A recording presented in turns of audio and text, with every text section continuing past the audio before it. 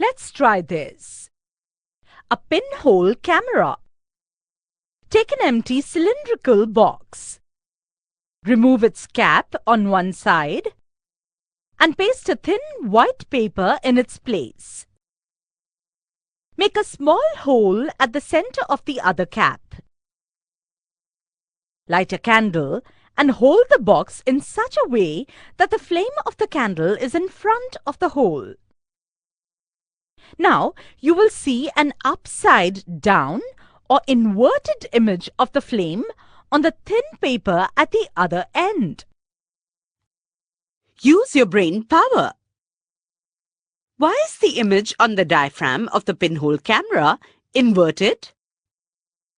Answer: the rays from the flame of the candle propagate in a straight line and enter through the aperture of the pinhole camera.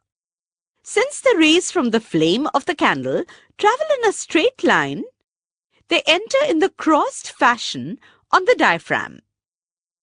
At the same time, rays from the bottom of the candle also enter the aperture in a crossed way and reach the upper part of the diaphragm. Due to this, the image obtained inside the pinhole camera becomes inverted. In this way, due to linear propagation of the light rays, the image becomes inverted on the diaphragm of the pinhole camera.